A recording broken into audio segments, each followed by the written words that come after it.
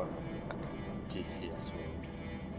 This is welcome to the third part of the Flame Cliffs series, or the training series for the Flame Cliffs 3 aircraft.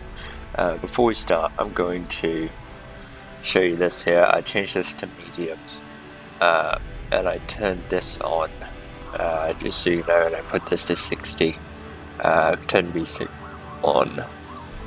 And then after that I went here and no, not on here. I turned these on, and then after that I turned on random system failures, because I'm pretty sure that random system failures will not just happen unless you set them. So yeah, that's what I did there. And that's what I did there, and I also turned the music down so it's not completely loud. I had to speak a little bit quiet because my crew is sleeping. So yeah, I'll just be a bit quiet here. But without further ado, let's do it. Alright, so we did the MiG-29, now we're doing the C-27. This is the longest one of all of them, I think. So we're going to do the Su-27 startup, so let's do it. Oh, that's a cool shot. It's a really cool shot. Alright, Su-27 flanker for GCS World. It's a nice shot. That's a nice shot. Yeah, let's do it. Ooh, look at this cockpit. Welcome to the SU-27 Flanker. The Flanker is one of the most dominant air superiority fighters in modern-day combat aviation. Equipped with powerful sensors, weapons, and a data link, it is a match for any aircraft you may encounter in DCS World. In addition to its air-to-air capabilities, it can also perform a secondary ground strike role with unguided bombs and rockets. Nice. Before we start to blow things up, though, let's first learn how to start up this bird and taxi to the runway. The first thing I'll ask you to do is turn on the electrical power by pressing right shift and L. The angle attack indicator is being weird. It's cockpit, dude. It's complicated. A lot of stuff here.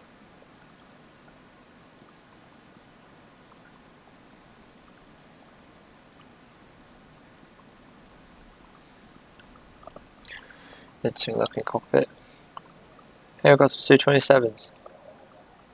I'm gonna close the canopy so it's not loud.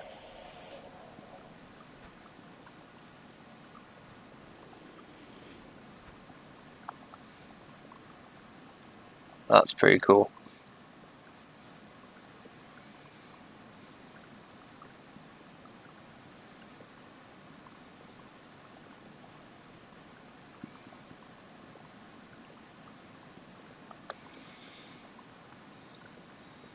Just want to see something.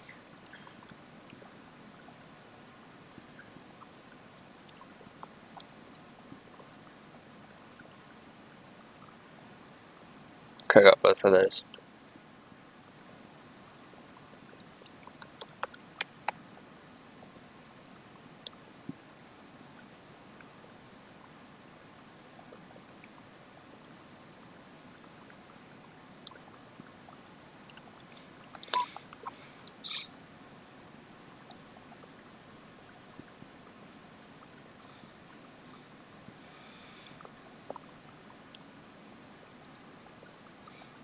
Alright, well, let's see what it looks like on the outside.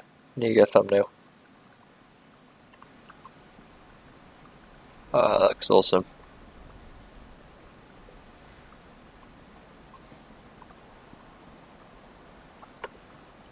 Need to get a thumbnail. Get the canopy open.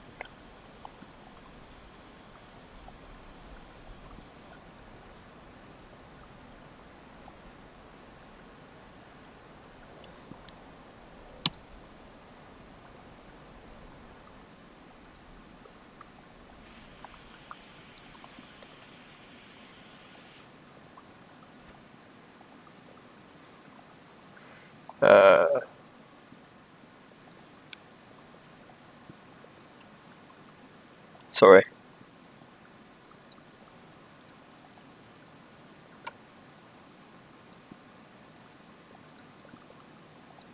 I'm a bit tired.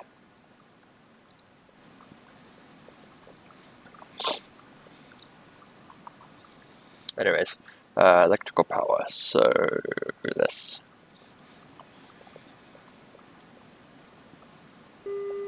With the electrical power now engaged, you can see that the heads-up display, or HUD, comes to life, as well as many instruments and cockpit lights. Before moving the aircraft, make sure that more than 3 minutes have elapsed in order to let the horizontal situation indicator gyro to align properly. Now that you have power, let's turn on the navigation lights by pressing right, Control, and L. Navigation lights, it's this. Yep. Next, let's close the canopy by pressing left, Control, and C. Did. Our next step is to start our 2 engines. Before you do so, make sure your throttle controller has a 0 power setting. Start the left engine by pressing right, Alt, and Home. Left engine. See what we look like with the code.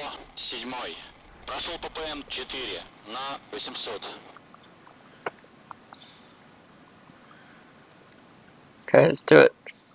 With the left engine started, press right, Control, and Home to start the right engine.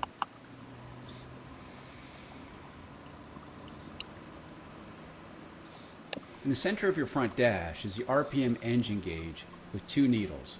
When an engine is being started, one of the 2 green lights below the engine temperature gauge will light.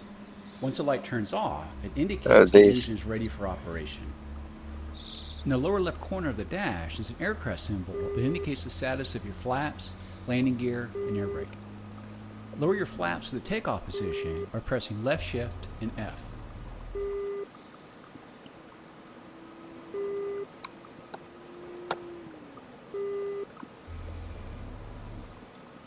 We're now ready to taxi, so slowly increase the throttles by moving your throttle control forward or pressing page up. To reduce throttle, use your throttle controller or press page down. To use the wheel brakes, press W. Start rolling forward and turn to the left of the taxiway ahead. Press Z to steer left and press X to steer right. Oh, I need no for steering.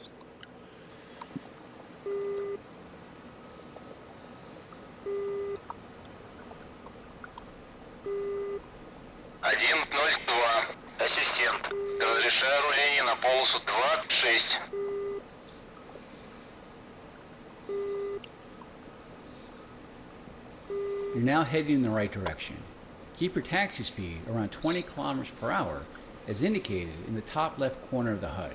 As you taxi, use small, smooth rudder corrections to keep you aligned on the center of the taxiway. It's a powerful jet, man. Just give me a little bit of throttle and it's just like, it just goes. It's a beautiful aircraft.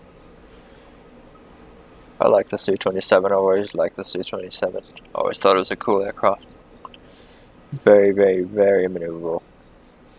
At the fork, hang a right to reach the runway. Oh, it is a fork, isn't it?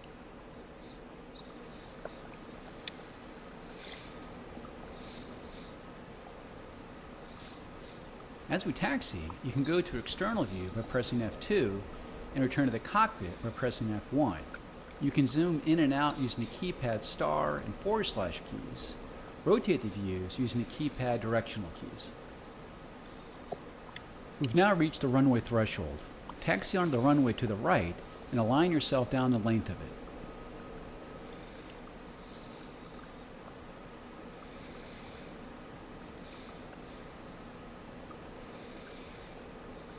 Once aligned down the runway, increase the thrust of both engines to maximum and use gentle inputs of the rudders to keep you tracking down the center line.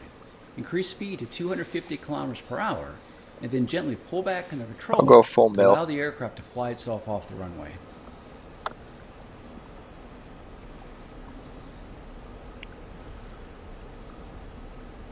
I'm not going to go after, but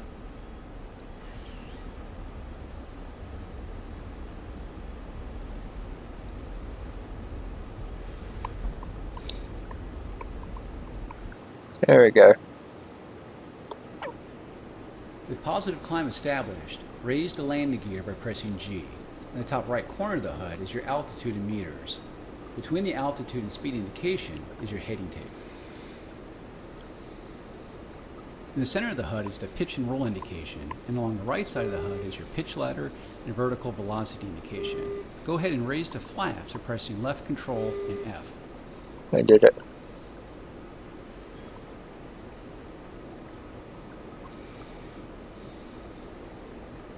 Trim is not as bad as in the MiG. Actually, it has a fly-by-wire, so it's actually pretty nice.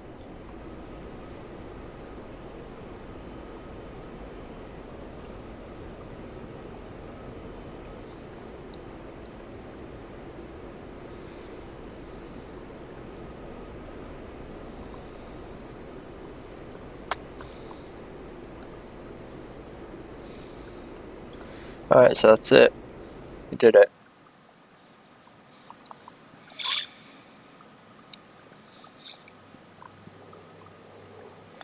Alright, flight and navigation. In this lesson, you'll learn the basics of flight controls and navigating between waypoints.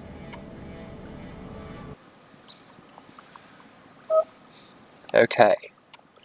Let's do it. Oh shit, we're flying already. Welcome to this lesson on basic flying and navigation of the Su-27. This lesson will teach you how to get from point A to point Z and all points in between. I currently have the lesson in active pause. If you wish, you can turn on cockpit lighting by pressing L. Your airspeed is indicated in the top left corner of the HUD. The horizontal line below the airspeed indication with the caret below it indicates your acceleration or deacceleration. If the caret is on the left side of the line, you are deaccelerating. If it is in the center, your speed is not changing, and if it is on the right side of the line, you are accelerating. The smaller number above is your set airspeed for that leg of the route when you're in navigation mode. Press the spacebar to continue. Your altitude in meters is indicated in the top right corner of your HUD. Oh. R to the right indicates I like there's how radar paint job. altitude or height above ground and not barometric, height above sea level altitude. The smaller number above is your desired barometric altitude for that leg of the route. Press the spacebar to continue. You'll probably notice a circle in the center of the HUD. This provides you course steering to the next waypoint. By flying the aircraft to align the circle in the center of the bank and pitch indicator in the center of the HUD, you will reach your next destination on the course line. The course line is the direct line between two waypoints. Press the spacebar to continue. Okay. In the bottom center of your front dash is a horizontal situation indicator, or HSI, This that here? looks like a compass. The yellow needle points directly to your next waypoint, and the top left field indicates the range in kilometers to that waypoint. The top right field indicates your course bearing to reach the next waypoint. The double white needles points to your course intercept. When you're on course to the next waypoint, both the yellow and white needles will align. Press the spacebar to continue. Ahead of you are a series of gates to fly through. Fly through the first gate directly ahead of you. You can push the control stick forward to push the nose down and dive, or pull back the stick to raise the nose and climb. These inputs control your elevator. Use the throttle, or page up and page down, control your thrust. Try to keep your airspeed around 620 kilometers per hour. Press the spacebar when you're ready, and I will unpause the lesson. Okay. I'm gonna go Note slower. that when you pass through a gate, the next one's sequence will become larger if it's rather far away. If you get too fast, reduce the throttle and toggle your air brakes by pressing B. This is very maneuverable. I like it. I like how smooth it is. So much easier to fly than the MiG-29 thus far.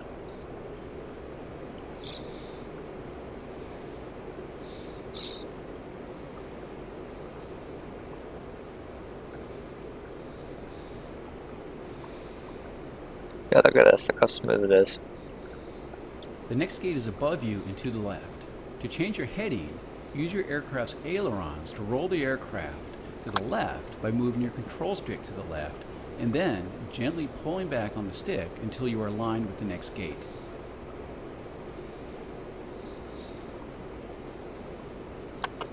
The next two gates are below you and to the right. This time, roll the aircraft to the right and lower your nose to fly through the gates.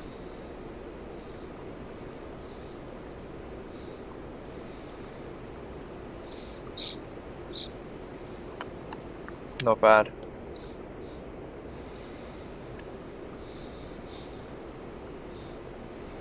Very smooth.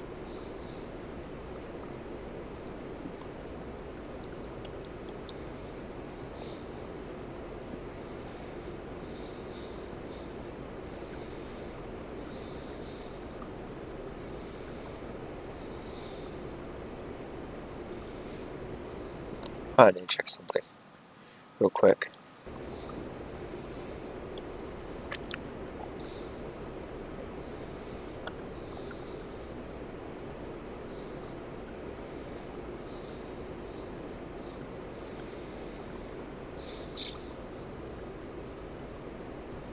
Fly through the next gate directly ahead. As you go faster, your nose will want to rise, and as you go slower, the nose will want to fall. To keep your nose level, try using the trim. To trim the nose up, press right control and period. To trim the nose down, press right control and semicolon.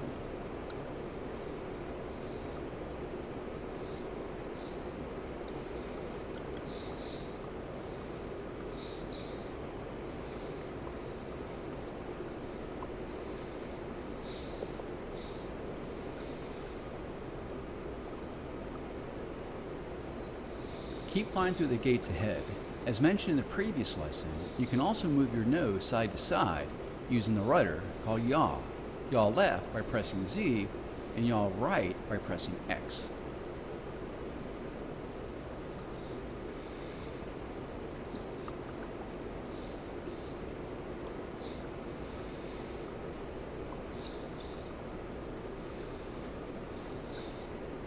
It's not bad at all.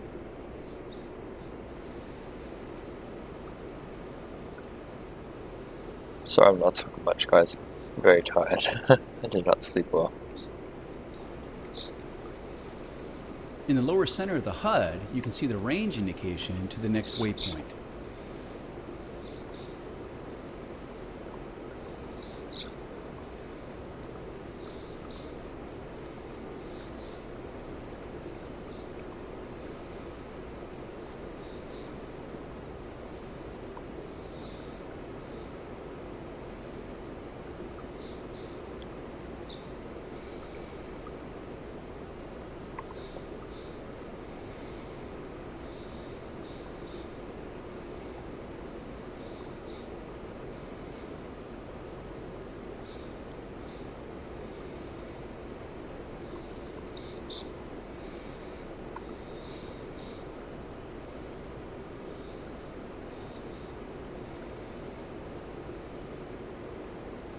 You have two primary autopilot modes that can be quite useful during long flights.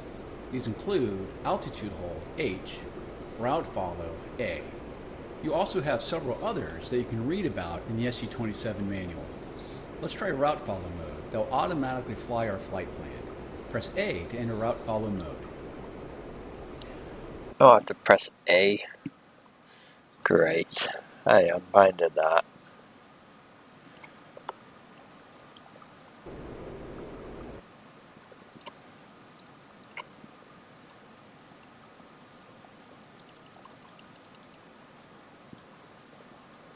Good. The aircraft is now under autopilot control. On the right side of the front cockpit is the heads down display, or HDD. This has two modes, one for the HUD repeater and one for the tactical display. Okay. You can toggle between the two modes by pressing left control and R. When in tactical mode, the HDD will display navigation information when you're in the navigation master mode. Cycle between the two modes and press the spacebar when you're in the tactical display showing navigation information. So how do I change that? HDD. Hold R. You can adjust the scale of the HDD by pressing equal to zoom in and minus to zoom out. Give it a try and press the spacebar when done. Okay. In the bottom left corner of the HDD is the range scale. This indicates the representative ground distance of the line below the scale number. In the bottom right corner is your airspeed. In the center top of the HDD is a center caret and line that indicates your course deviation. Your flight plan is indicated as a series of circles connected by lines. Each circle is a waypoint with the waypoint number inside the circle. The selected waypoint is filled in. You can cycle the selected waypoint by pressing left control on the tilde key. When a waypoint is selected, the line will connect your aircraft icon to the selected waypoint. Also on the HDD are rectangles that indicate air bases. The boxed air base is your assigned landing air base.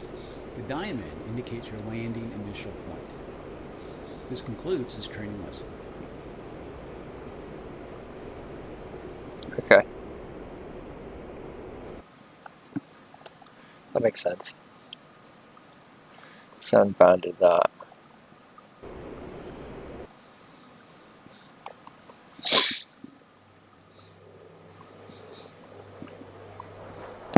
Landing easy. Oh god, it's the same shit as before, isn't it? Landing easy. This is how to navigate an airfield and land on it.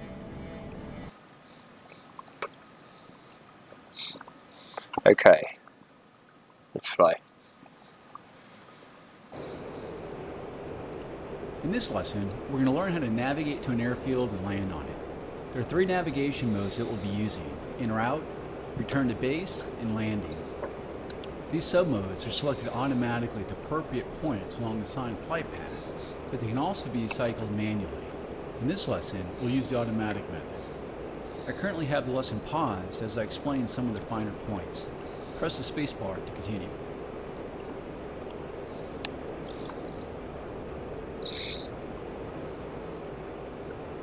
What we'll learn in this lesson is how to navigate to a waypoint using en route mode, switch to return mode automatically, and then switch to landing mode automatically. We are currently in en route mode, as indicated in the bottom left corner of the HUD.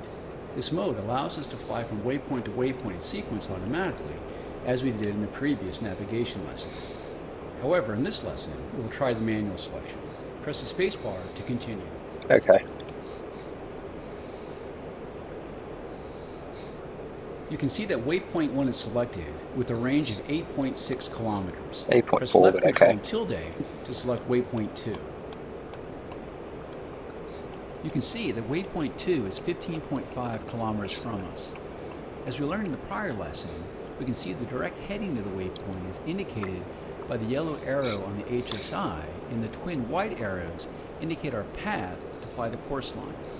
Directly above the HSI is the Attitude Director Indicator, or ADI. This is a sphere with one hemisphere white and one hemisphere black. In the center of the ADI is a white aircraft symbol. This aircraft symbol stays stationary in pitch, but will rotate as you maneuver and roll. The ADI ball will move in pitch in relation to the aircraft symbol. When the aircraft symbol center is over black, your nose is below the horizon. If the aircraft symbol center is over white, your nose is pointing above the horizon.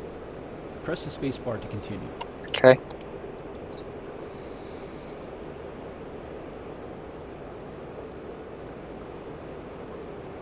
In the center of the ADI are 2 yellow lines that help assist you reach the waypoint via the course line.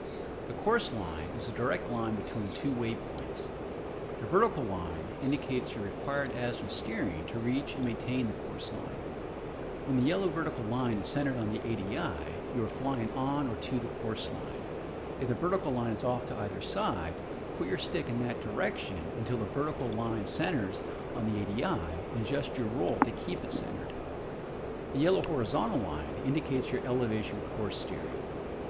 When centered on the ADI, you are flying at or to the set course altitude for that waypoint.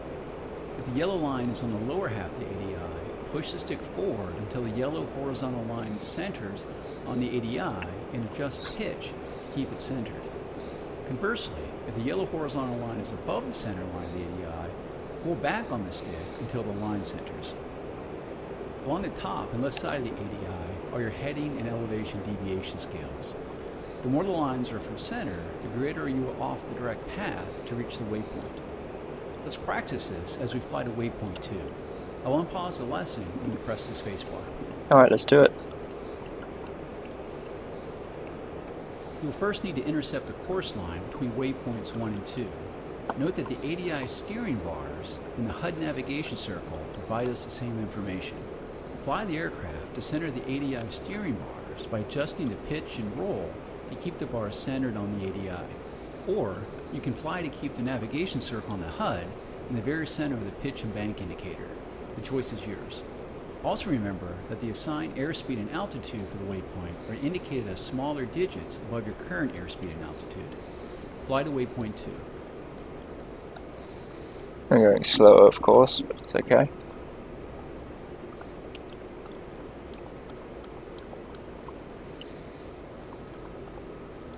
It's directly in front of us.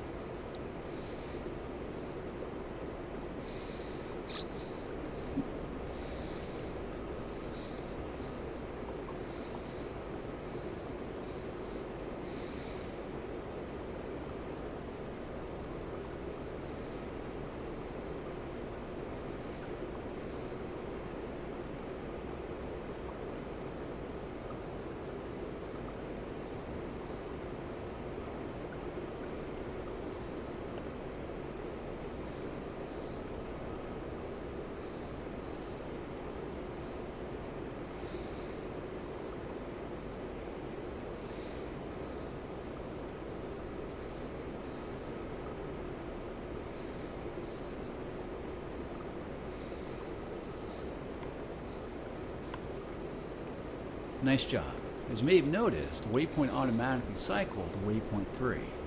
Go ahead and fly to waypoint 3 along the course line and maintain a speed of around 400 kilometers per hour.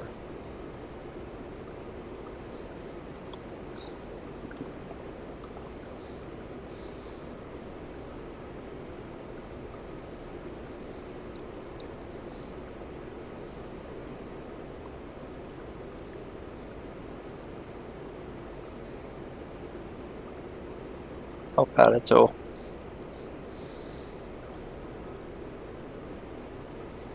This is perfect. Doing a perfect job.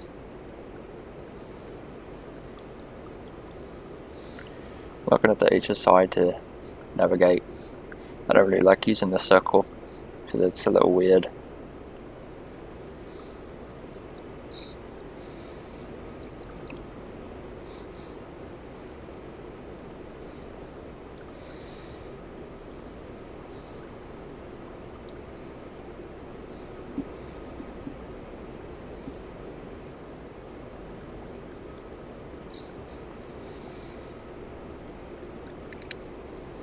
Now that you have reached the last en route waypoint, notice that the return mode has automatically been selected as indicated by RTN in the lower left corner of the HUD. Your navigation steering will now provide you steering to intercept the instrument and landing system beams at the proper heading and altitude. Fly the assigned return navigation. Okay.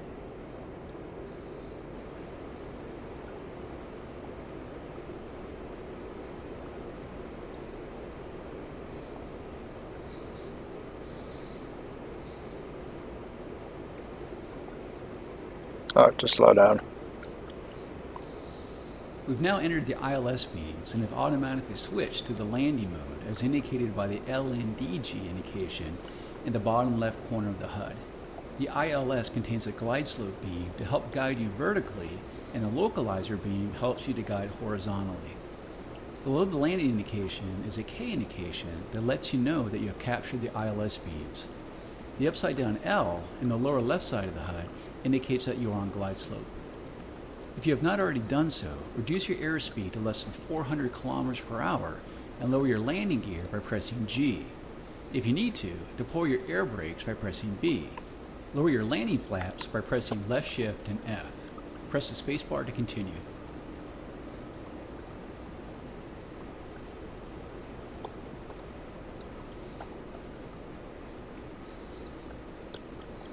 It's a little hard.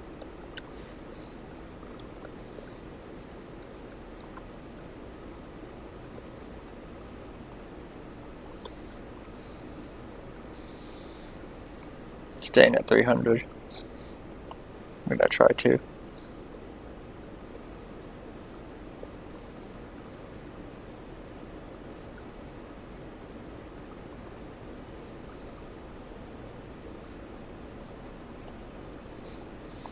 Can't see the runway. I'm way too low.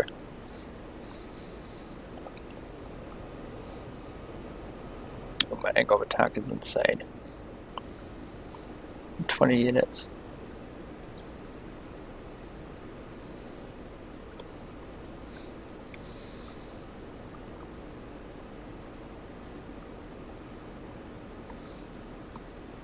I just need to see.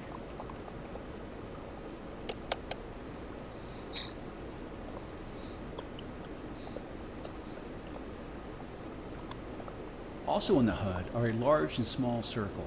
The large circle is your director circle. As in other modes, fly the aircraft to center the circle inside the pitch and roll indicator in the center of the HUD. The smaller circle is your glide slope error circle. Like the director circle, you want to center this in the pitch and roll indicator. If the director circle is above the roll and pitch indicator, you are too high. And conversely, if it is below the roll and pitch indicator. If the director circle is left of the center and pitch and roll indicator, it means you are left of the localizer beam. And conversely, if it is right of the roll and pitch indicator. Once on glide slope, use pitch to control your airspeed and throttle to control your altitude.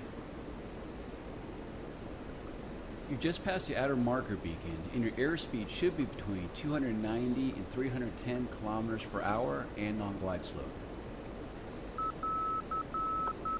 You have now passed the inner marker beacon, and your airspeed should be between 250 and 270 kilometers per hour.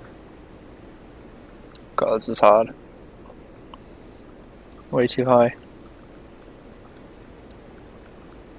You just passed the runway threshold. When the radar altimeter indicates 5 meters, reduce the throttle to idle and flare the nose such that the sink rate, as indicated on the right side of the HUD, is between 1 and 2 meters per second. Once all the wheels are on the ground and your speed is below 250 kilometers per hour, release the brake and chute by pressing P. Hold down the W key to apply the wheel brakes until the aircraft comes to a complete stop. These brakes are better than the other brakes.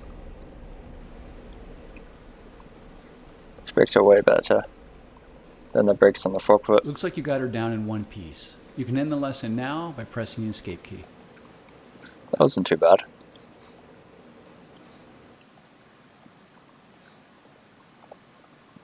Let's see, what's the chute?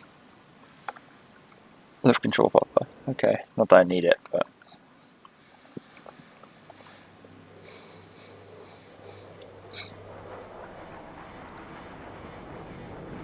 Landing difficult. Oh god, this. Not this.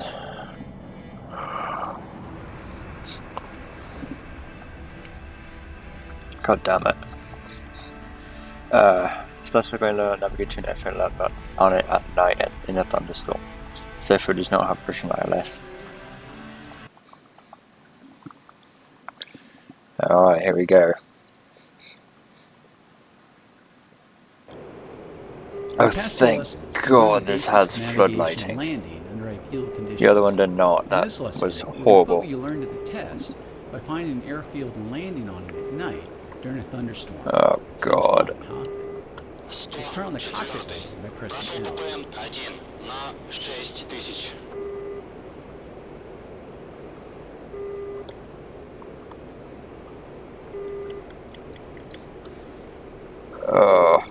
We're currently in en route mode, but we have no airfield at the final route destination. So let's select return mode by pressing 1.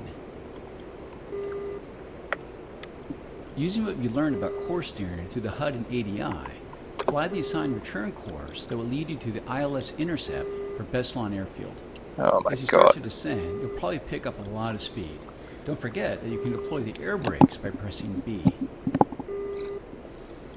Yeah, I know. Oh. Can't see anything, and it's a new moon too. Actually, it's a thunderstorm, so there's literally...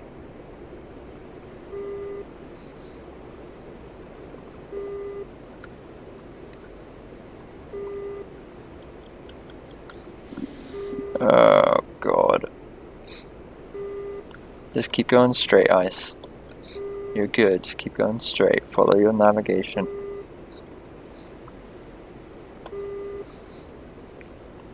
Follow your navigation, Ice. You're doing good. You're right on the money. Trust your instruments, trust your instruments. It'll be okay, Ice.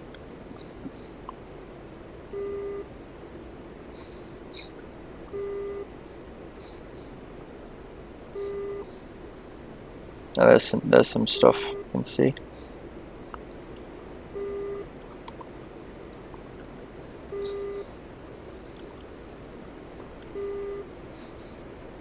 Doing good, Ice. Keep it up.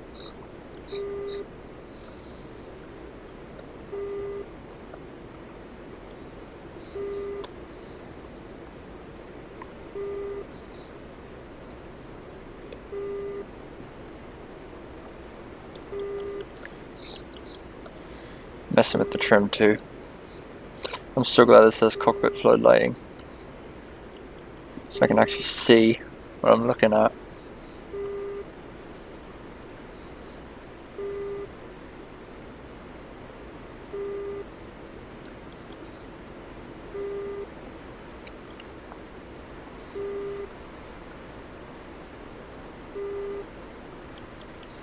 Landing. Follow the instrument's eyes.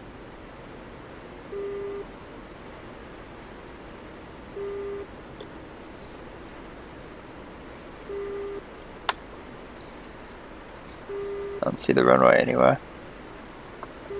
Oh, it's ahead of us, I think.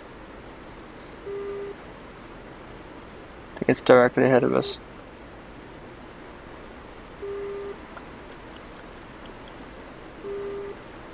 Yeah, I see it.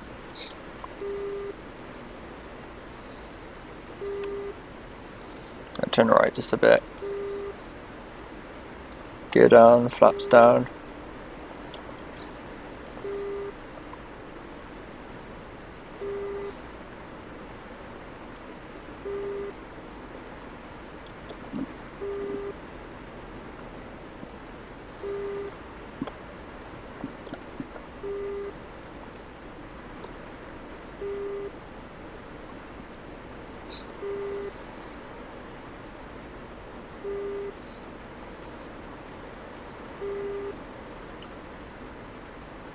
Yeah, there it is.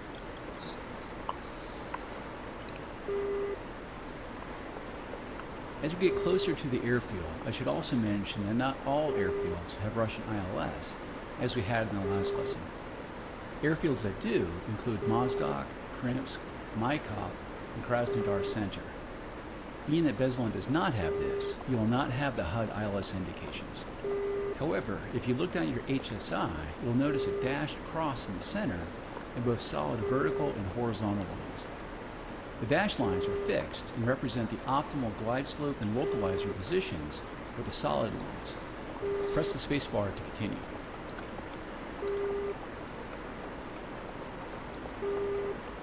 I press spacebar.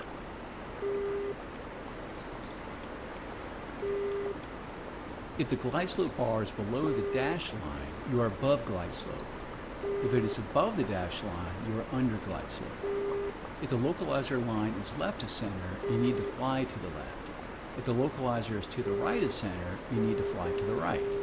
You always fly to the needle.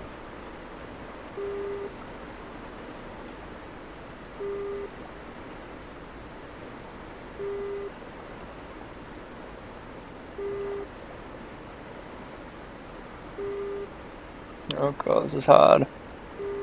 Pull up.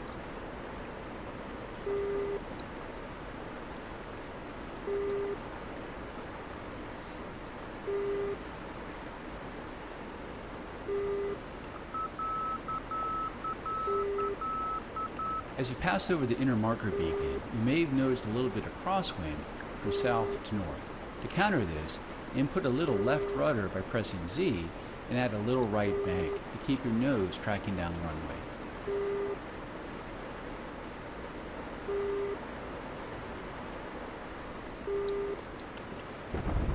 Whoa.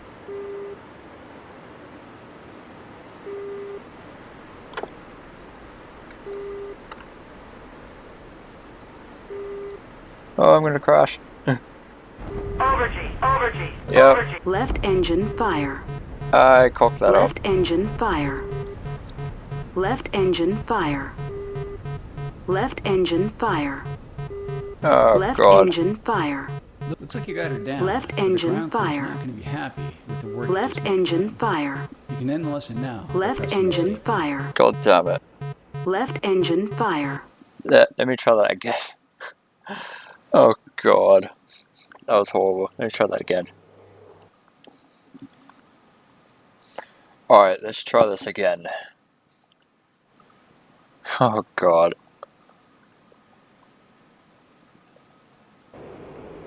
In the past 2 lessons, we learned the basics of navigation and landing under ideal conditions. In this lesson, we're going to put what you learned to the test by finding an airfield and landing on it at night during a thunderstorm. Sounds fun, huh? Let's turn on the cockpit light by pressing L. Прошел по ПМ-1 на 6000. We're currently in route mode, but we have no airfield at the final route destination. So let's select return mode by pressing 1. 1. Using what you learned about course steering through the HUD and ADI, fly the assigned return course that will lead you to the ILS intercept for Beslan Airfield. As you start to descend, you'll probably pick up a lot of speed. Don't forget that you can deploy the air brakes by pressing B. Yeah, hold on, my truck IR is weird. I need to reset it. Hold on. Need to reset my truck IR. Alright, better. Alright, let's try this again. So we're just going straight.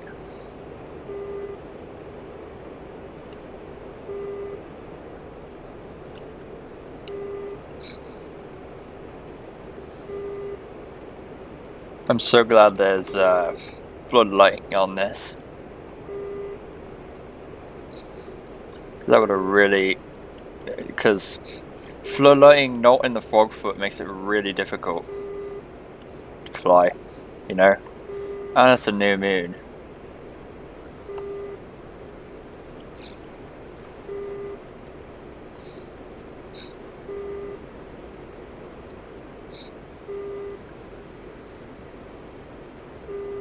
Turn right just a little bit.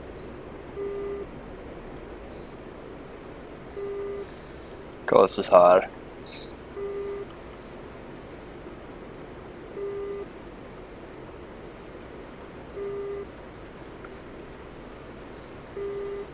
Messing with the trim constantly. I'm gonna rest my sync rate.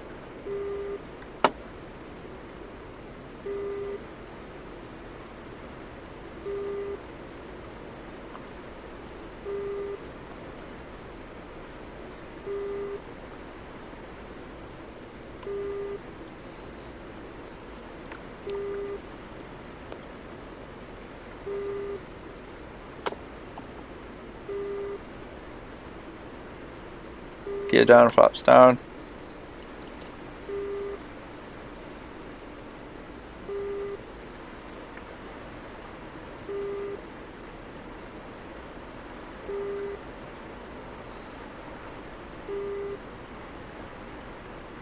There's the runway.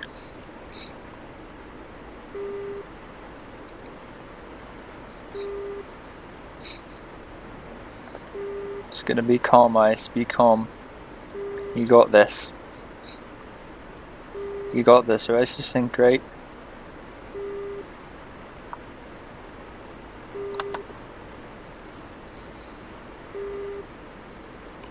You got this, ice. You got this.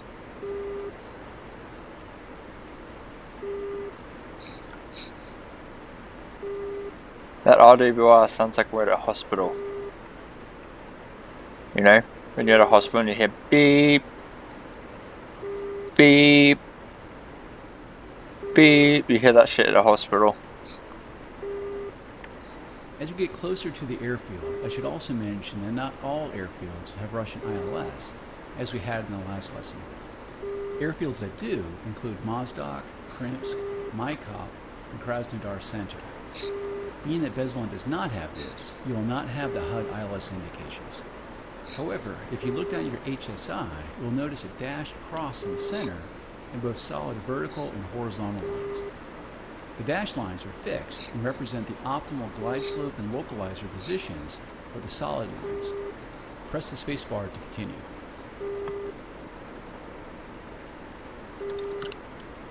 Press the spacebar. Didn't do anything apparently. Come on, Ice, you got this. If the glide slope bar is below the dash line, you are above glide slope. To the If it right. is above the dash line, you are under glide slope. If the localizer line is left of center, you need to fly to the left. If the localizer is to the right of center, you need to fly to the right. You always fly to the needle. Get to the right, guys. Fly to the right. There you go. Left. Go left, Ice.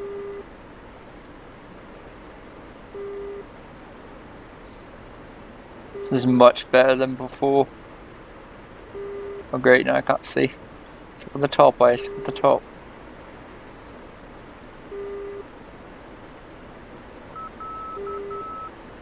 As you pass over the inner marker beacon, you may have noticed a little bit of crosswind from south to north. To counter this, input a little left rudder by pressing Z and add a little right bank to keep your nose tracking down the runway.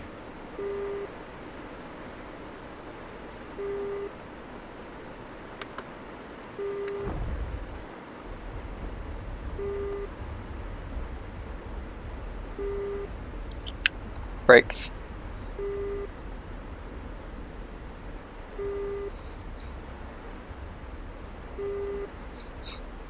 That was much better.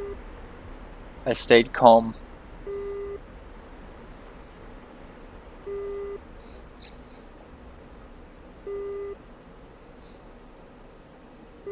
Looks like you got her down to one pass. You can end the lesson now by pressing the escape key. I did it. Hey, let me see something here.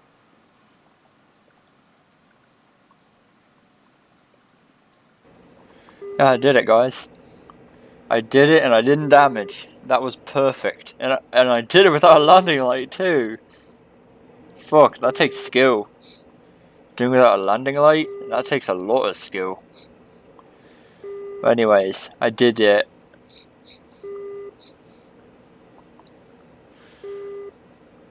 Flaps up.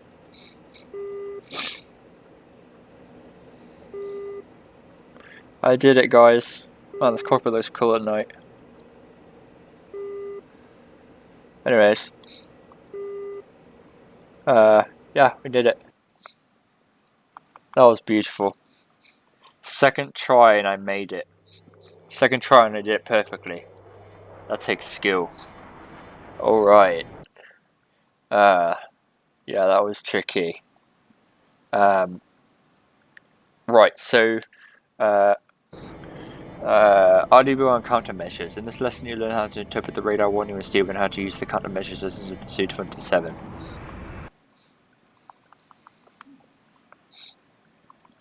RWR and countermeasures. Nice. I already know how to use the RWR. But yeah. Alright, let's do it.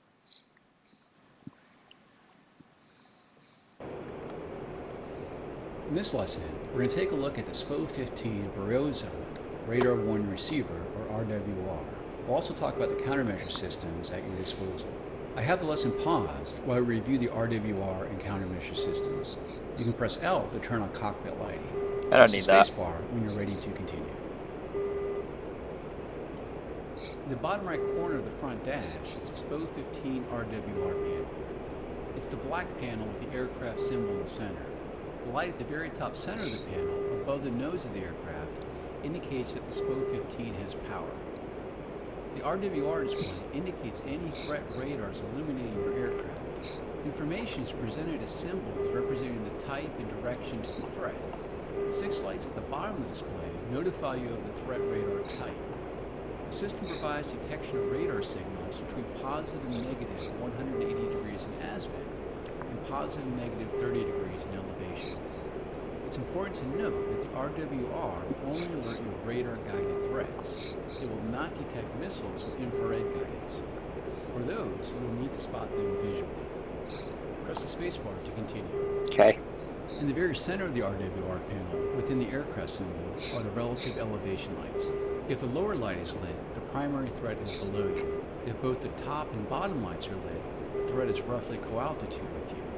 If only the top light is lit, the threat is above you. Press the spacebar to continue. Around about 75% of the aircraft symbol is a ring of lights that indicate the relative detected power of the primary threat radar. The ring of lights generally corresponds to the range of the threat. The more lights, the more close it is. To the right of the aircraft symbol is a single green light. This indicates the relative direction to a detected secondary radar threat. If there is only a single threat detected, as we have now, the secondary and primary will be the same. There can be multiple secondary threats displayed at once. To the right of the secondary threat indication is a larger amber light that indicates the direction to the primary threat. There are 10 such lights that include left and right 10 degrees, 30 degrees, 50 degrees, 90 degrees, and left and right rear hemisphere. There can only be one primary threat indicated at once. Currently, you have a primary threat detecting 90 degrees right. In other words, off your right wing. Press the spacebar to continue. Roger. As I've been talking, you'll probably notice that annoying beeping sound. The sound indicates detected radar in search mode. You have the option to filter RWR to only detect radars that have locked onto you. Do this by pressing right shift and R now. Good. Now let's press right shift and R again to bring us back to non-filter detection. Along the bottom of the RWR panel is a row of 6 lights that indicate the general type of radar that the primary threat belongs to.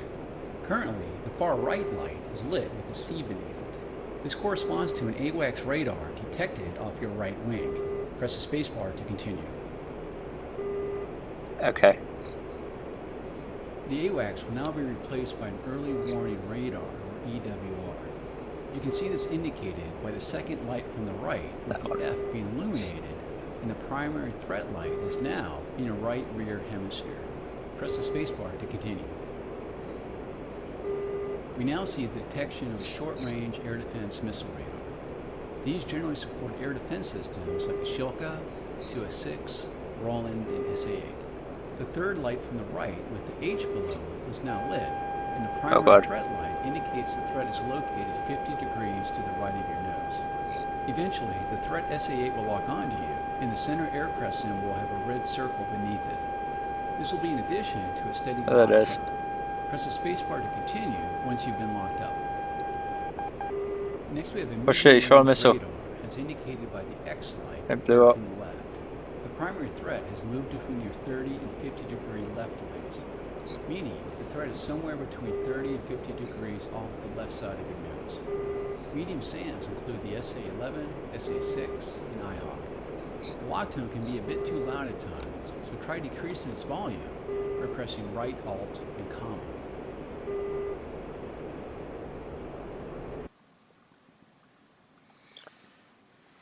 I delete those, so I got 2 RWR, let's do D and U. Try raising the volume back up now by pressing right Alt and period. The next primary detection. Yeah, let me get rid of that back. RWR, get rid of those because I'm never going to use them. Ever. Not really. Is for a long-range SAM, like an S-300 or a Patriot. As such, we have a 3 indication light second from the left, and our primary threat light is directly ahead of us. Press the spacebar to continue. The final threat type is for an airborne radar, as you might find in a fighter. The end light is indicated at the far left of the threat lights. The radar is detected between 10 and 50 degrees off the left side of your nose. Press the spacebar to continue. 10 and 30. That should now provide you an overview of how to interpret the RWR panel. You can also degrade an enemy unit's radar lock range by turning on electronic countermeasures. When ECM is active, it will be broadcasting your presence to everyone. As such, it's best to only turn it on when you're locked up by enemy radar. We'll make an exception in this training case though, and have you turn it on now by pressing E. Alright, Shift E. Upon turning on ECM, you'll see a green lamp on the right console start to blink. This indicates that ECM is warming up. Like that. Once the lamp is solid, it's fully operational. In addition to ECM, you also have expendable countermeasures in the form of chaff and flares. On the right console, you can see 2 rows of 8 green lights. Each light on the left row represents 16 chaff bundles. Each of the lights on the right row represents 8 flare cartridges. Chaff is a bundle of metallic strips that bloom when released. These can decoy the tracking of incoming radar-guided missiles. If possible, keep the missile off your left or right wing while dispensing chaff to have the best effect. Try releasing a chaff bundle now by pressing Insert. Okay, let's see what I have it bind to.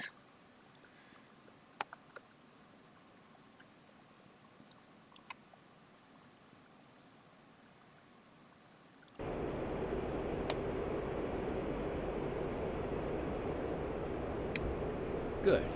If you spot a missile launch with no corresponding RWR warning, then there's a good chance it's an infrared-guided missile. Like chaff, try to get the missile coming to your flight path at a perpendicular angle and release flares. Try releasing some flares now by tapping the delete key a few times. Okay. This concludes this training lesson on understanding the Spring 15 RWR and expendable countermeasures. Look at that. That went far. Okay.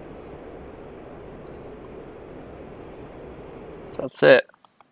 We did that.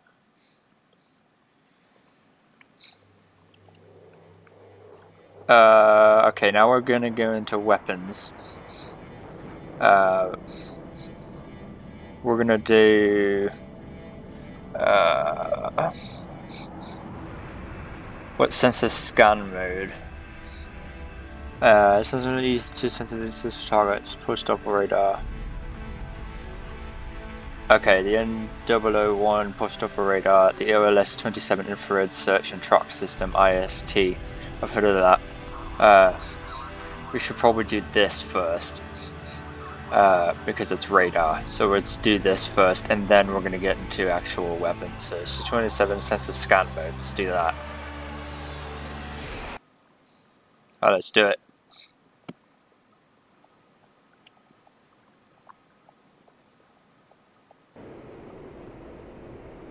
In this lesson, we will discuss the 2 sensors of the Su-27, the N001 pulse Doppler radar and the OLS-27 infrared search and track system, or IRST.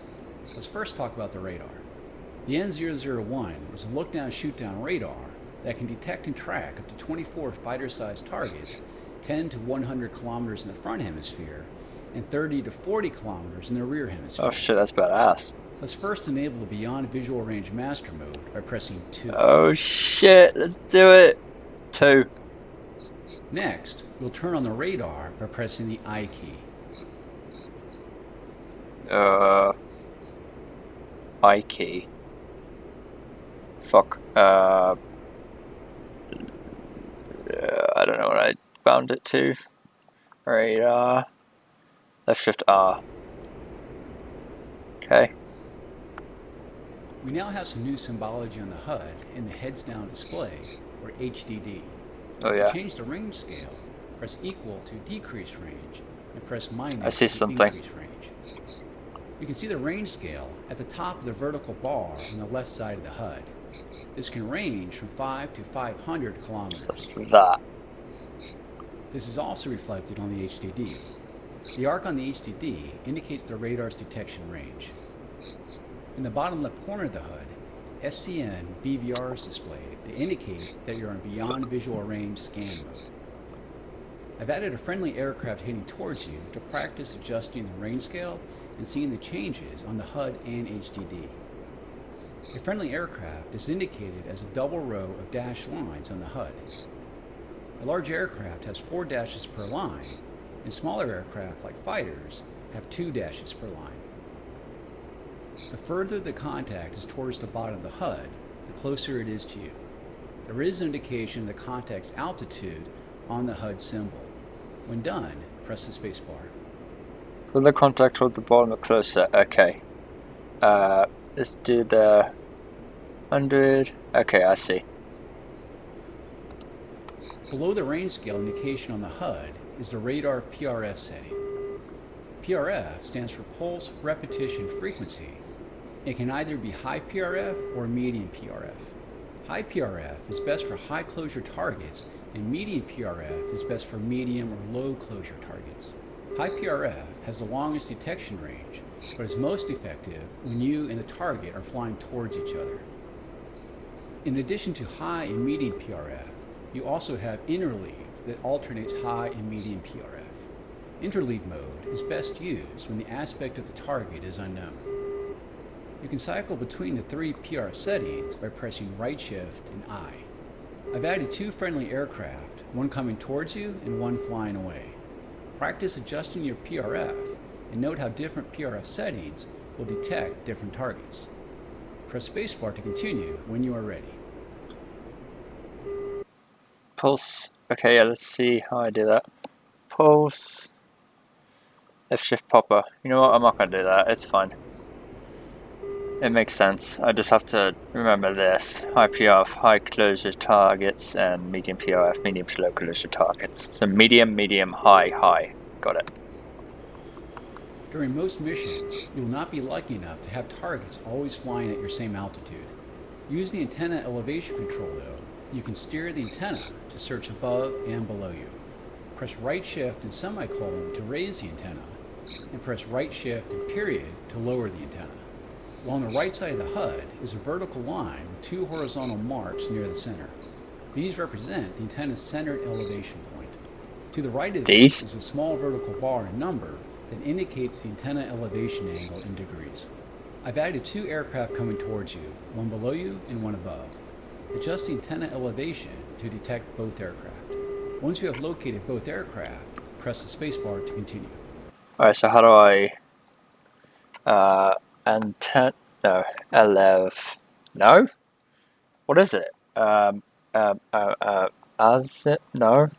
Fuck. Is there a radar thing here? Sensors. Radar... Let's see, scan zone, no.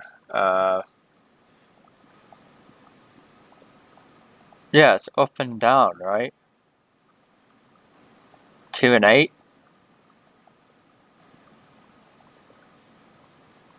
Right?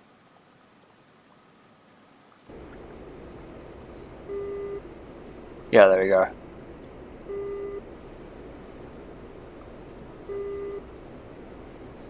Yeah, that worked. Okay. So I got him when I went down. 402. Пошел ППЛ-1 на 13 000. It's whatever. Between the bottoms of the 2 vertical lines on the HUD is a horizontal line that indicates the azimuth steering of the radar antenna. It only has 3 possible settings: centered, right, and left. Move the antenna azimuth to the left by pressing right shift and comma, and move to the right by pressing right shift and slash. Well, let me see something here. Does num5 have anything? No. Okay. The horizontal bar indicates the antenna's current azimuth setting. It is important to note that radar contacts displayed in the HUD and HDD are according to the center of the scan, not necessarily centered off the nose of the aircraft. Once you have steered the antenna to place at least one contact in the center of the HUD and HDD, press the spacebar.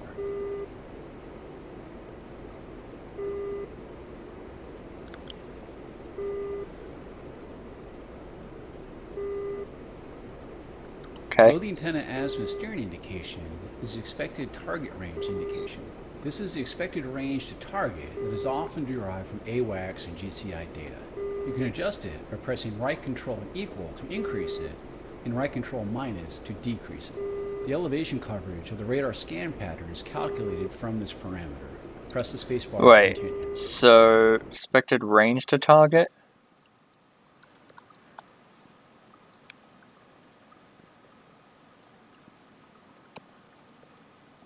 Oh, yeah. For this. The target range decrease, increase.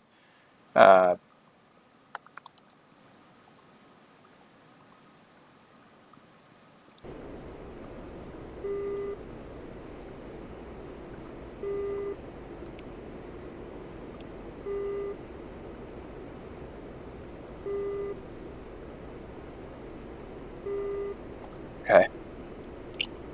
Those are the basics of using the radar in search mode. Now let's take a look at using the Earth in search mode. Press O to enable the Erst. Oh. The hell is this? Erst. No. Fuck. Infrared? No.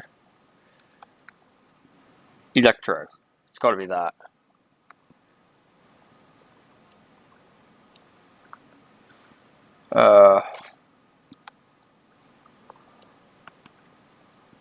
Control O.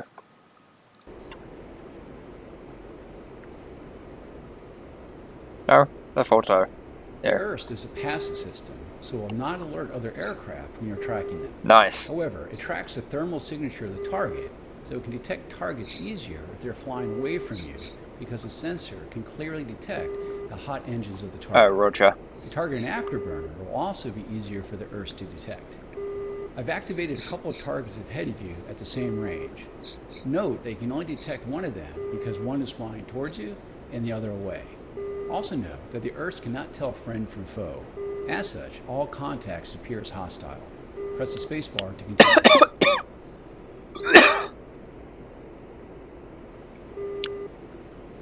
That makes sense. Come This on. concludes this lesson on the Beyond Visual Range scan mode. Okay. So we did that. Alright, so we did that.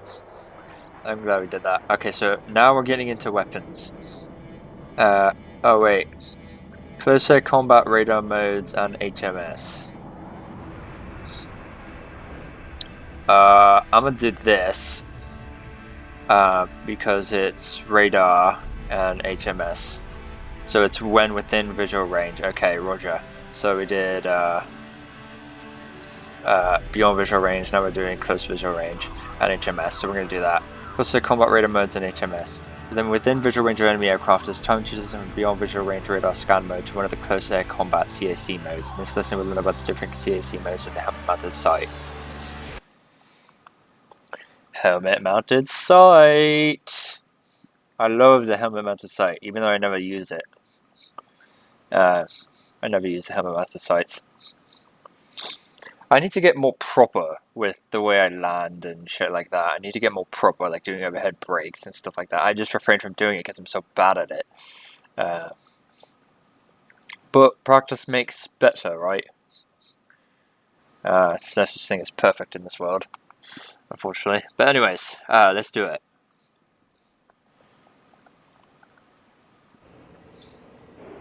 When within visual range of enemy aircraft, it is time to transition from beyond visual range radar scan mode to one of the close air combat modes. Come This will on. be necessary when in a dogfight. First, press 3 to enter the vertical scan mode. Vertical scan. Great. Now go ahead and press I to turn on the radar. In this mode, the radar will search in a vertical scan pattern between the two vertical bars on the HUD. The radar will lock onto a target in the vertical plane when the target is between the two bars, is within 10 kilometers, and you press enter. This is a useful mode when in a turn fight and the target is just above your nose. Press 4 to enter bore sight mode. K4. Bore sight mode is indicated by the circle on the HUD. When you place a target in the circle, the target is within 10 kilometers and you press enter, the target will be locked up. This is handy when you want to visually lock up a target when there are several in view. Press 5 to enable the helmet mounted sight. Let me see something real quick. Lock. Unlock. Search.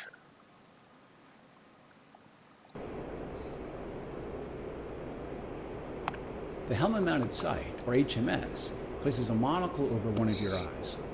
By moving your view, you can place a sight projected on a monocle over a target and locking it up by pressing enter. That's not that much When using the slow. R-73 dogfight missile, this is an amazing tool for locking up a target far outside your HUD and engaging it. It's not When far target to is the left or locked and right. within launch parameters, the HMS reticle will flash.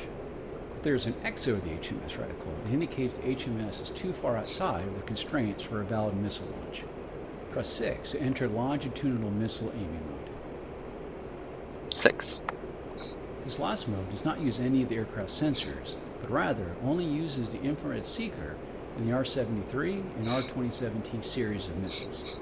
Simply select one of these missiles and place the cross in the center of the HUD over a target and launch the missile when you hear the lock tone. When you are ready, press the spacebar to turn off active pause and practice these moves against several target aircraft in the area. You can end the mission when done. Alright, let's just practice. Don't worry, I'm not going to fire or anything. I'm just going to...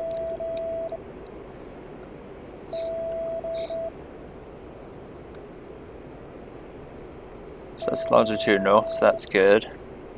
Let's do that. Okay, so that's good. Let's do 4. Okay, so that's good. 5. Yeah, it's flashing, okay. Then 6 is the longitudinal.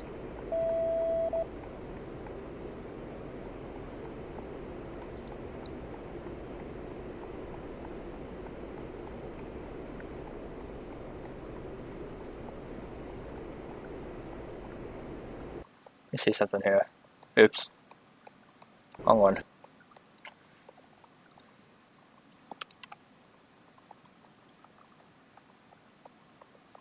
Control O. Roger.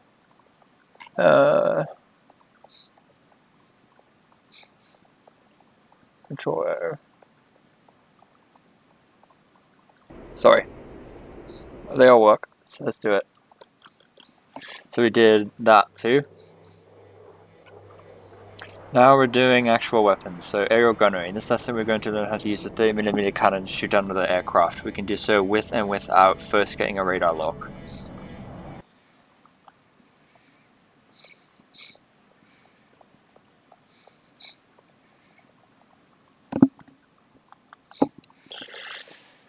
This will be interesting. I think this will be pretty interesting. Hopefully. Aerial gunnery, I mean you're using the gun, so where is the gun on this thing? Is it that there? I think it's that. It's got to be that. Directly in the muzzle. Yeah. In this lesson, we're going to learn how to use a 30mm cannon to shoot down other aircraft. We can do so with and without first getting a radar lock. Let's first look at aerial gunnery without a radar lock. Press the 3 key to enter close air combat. Okay, so without a radar lock. Roger. I press 3. Next, press C to select the cannon. Cannon? Oh god, not this. You now see the HUD in gun funnel mode. Most of the HUD information should look familiar from previous lessons. However, take notice of the 2 converging lines near the top center of the HUD with a number between them. This is the gun funnel. When in this mode, you'll fly your aircraft to position the wingtips of your target such that they touch the sides of the funnel lines. The number in the center should equal the wingspan of your target. You can adjust this value by pressing right Alt and equal to increase it, and right Alt and minus to decrease it. You can find wingspan values in the game encyclopedia. Set the wingspan value to 13, which is the wingspan of an F-15C. Press the spacebar once you have done so. 13. Roger. When you are ready, press the spacebar and we'll unpause the lesson. Upon doing so, an enemy F-15C will appear in front of you. Use the gun funnel to damage it or shoot it down. Okay, roger. Let's do it.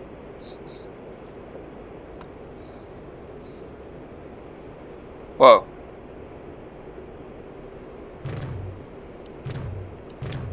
Nice job. Let us now talk about the radar-directed gun sight. Press C again to turn off gun symbology on the HUD. Okay. We are now back in the vertical scan mode, indicated by the 2 vertical lines on the HUD. In order to use the radar-directed gun sight, you'll first need to lock up the next target using one of the close air combat modes. Upon doing so, press C to enable the cannon, and you will see a reticle on the HUD when the target is within gun range. Simply place the reticle over the target and fire once you see the launch authorized indication on the HUD. Locate one of the target aircraft orbiting in the area of waypoint 1 and practice using the radar-directed gun sight. Press the spacebar to unpause the lesson. You can end the lesson once you feel you've got a handle on using the cannon in air-to-air mode. Let's do it.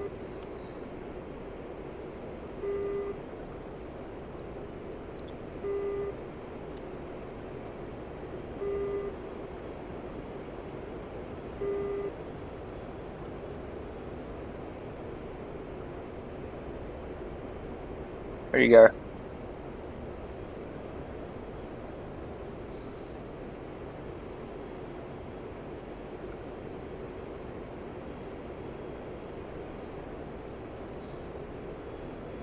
He's flying fast.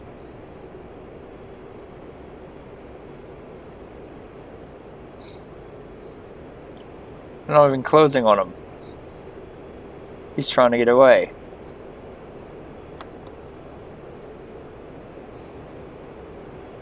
Come on, bitch. Stop flying so damn fast. Trying to overtake you. Oh, I'm overtaking him really, really fast.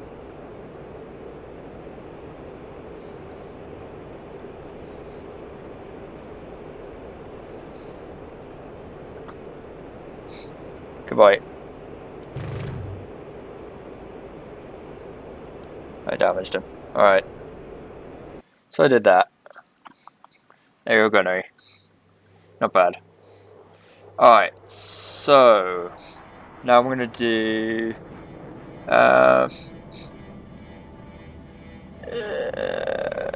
you know what? Let's finish off the gun by strafing. Okay, let's finish off the gun. We'll do it a little bit different than I usually do. I usually could do air-to-air missile engagement next, but I'm gonna do strafe and strafe the gun. In this lesson, I'm going to use the internal 30mm cannon. So we'll do that, get the gun finished, and then once we're done with the gun, then we'll do air-to-air missile next, and then after that we'll do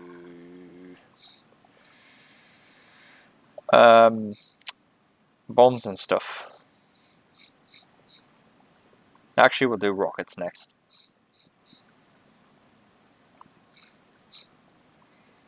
Do a little bit. We're going to do a bit out of order, but it's whatever.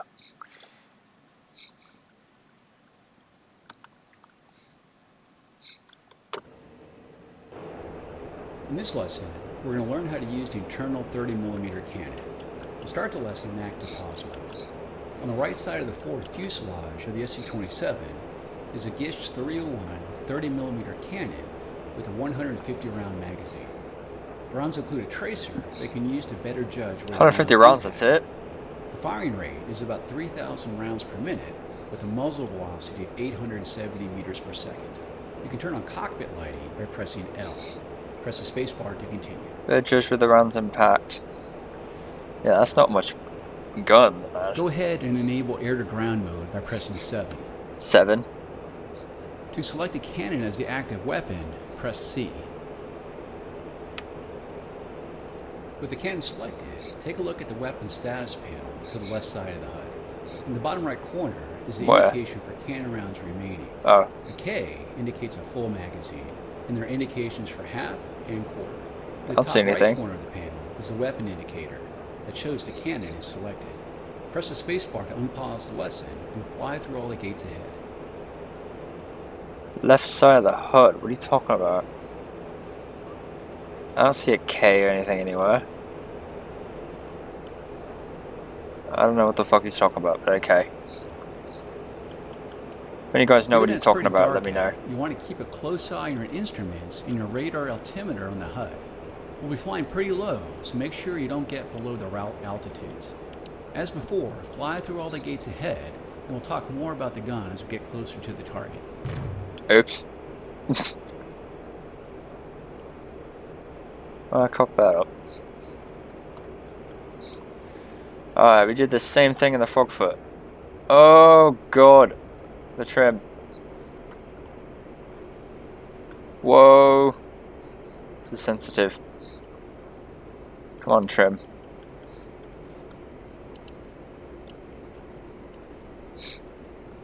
Going slower. Let's go like 450 or whatever.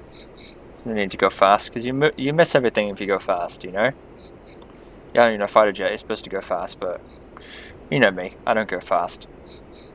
I'm a loser. I'm a loser. A pilot. I'm a boring pilot. Shouldn't say I'm a loser, but yeah.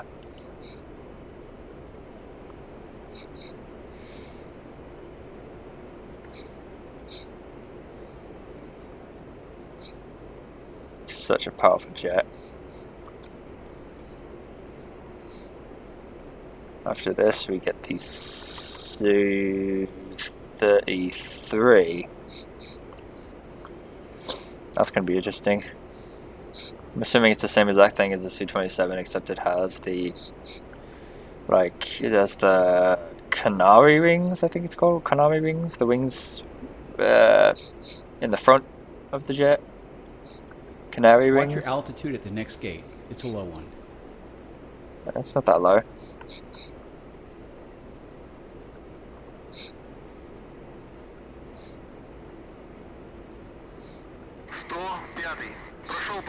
On the HUD, you'll note that gun is displayed in the bottom left corner, indicating its selection. Yeah, I noticed. It's the same thing as, it's the same thing. In the lower right corner of the HUD is a box that indicates the remaining ammunition in quarters, 4 being full and 1 being 1/4 full. Gotcha. Hey, there's another Su-27 up there.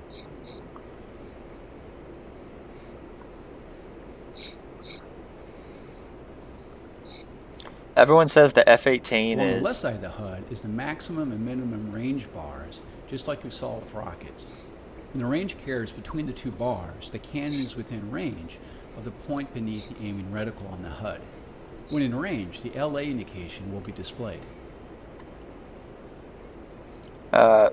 They say that the F-18 is like the easiest plane to fly, to learn in DCS world.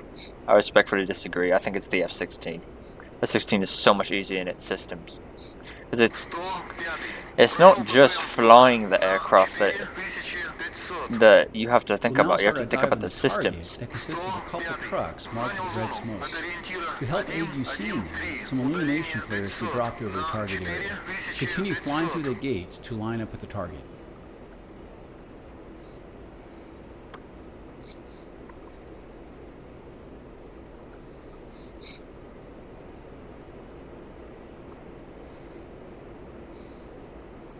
Watch your airspeed and fly to place the aiming reticle over the target. Press the space bar when you get the LAQ.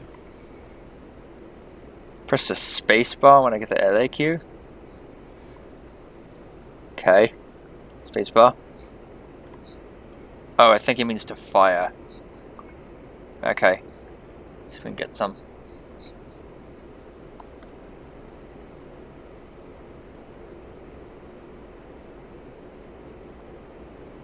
Get some! Oh no, I didn't do it. I have to go around. That was dangerous.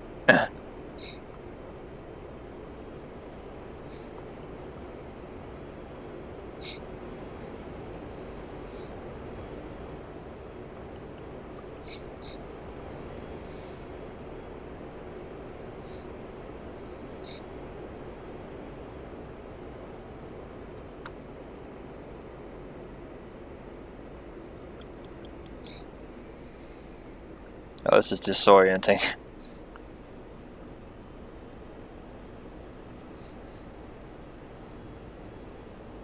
This thing climbs fast.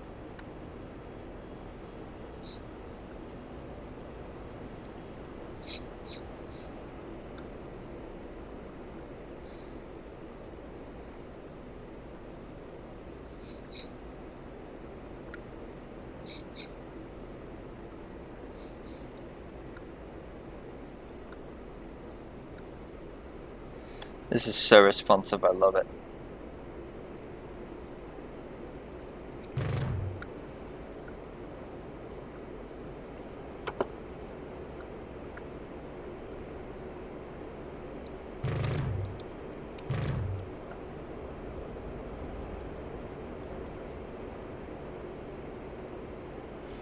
Oh, I got some. Or was I supposed to get the one by the red smoke?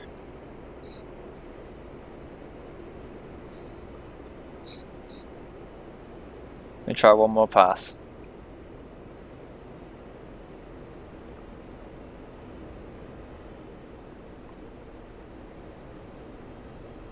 See if I can whip around with the rudder. Oh, that's cool. I ripped around with the rudder, that's badass. I've never done that before. That's a cool move. Of course I did it gently, but...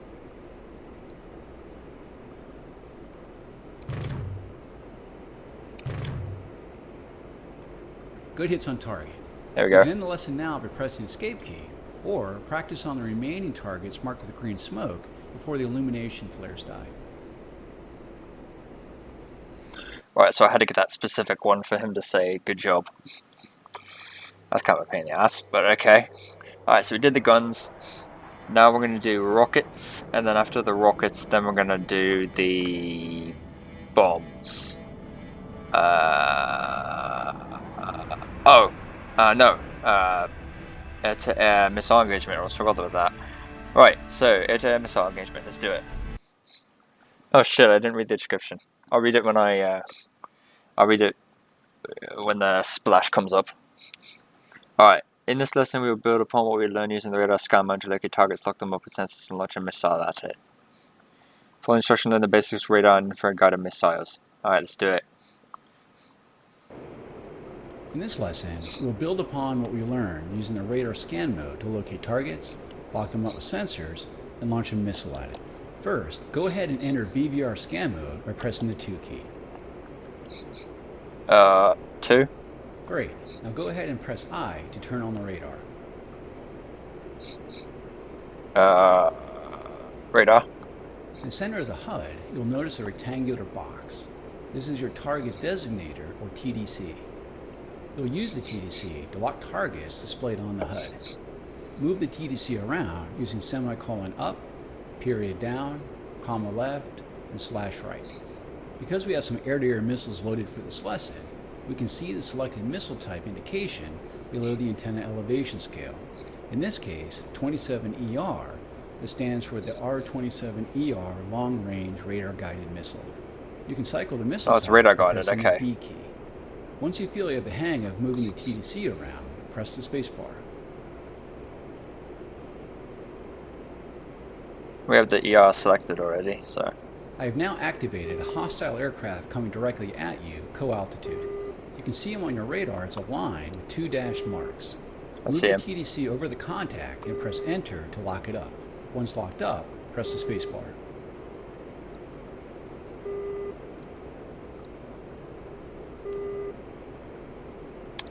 Locked up.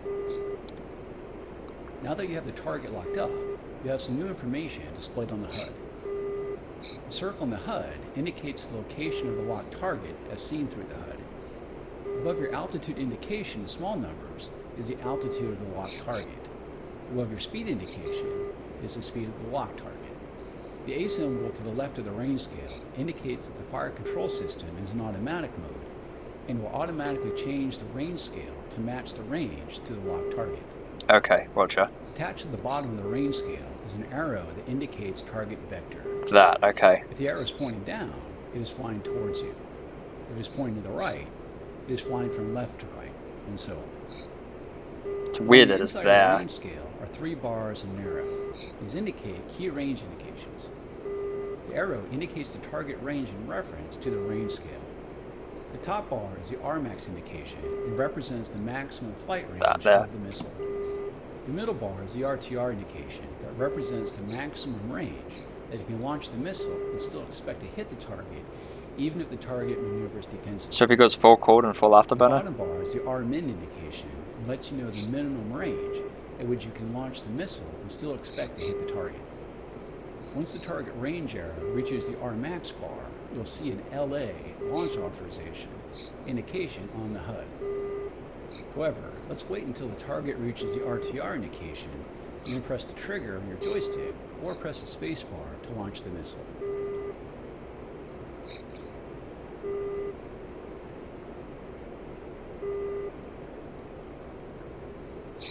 Alright, so I'm gonna wait till he gets there.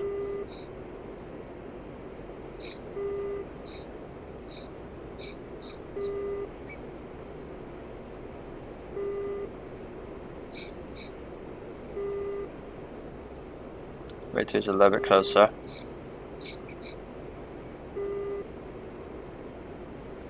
Alright, fire. This guy's fucked.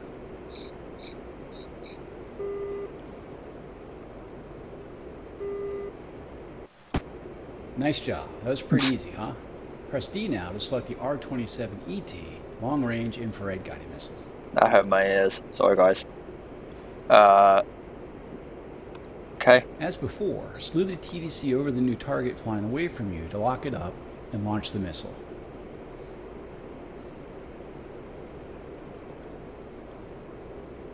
Oh. Lock it up and launch the missile. Fire. Is that infrared? I'm not sure if that's infrared or not. Well done.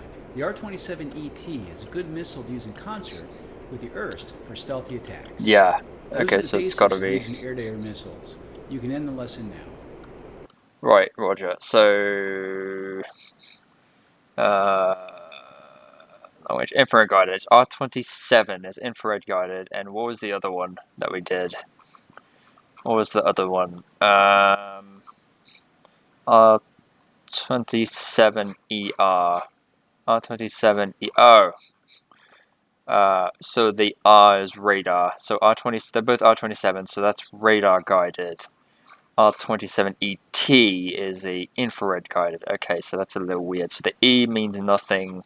It's just got to remember R for radar, and R for radar, and the other one T is infrared guided.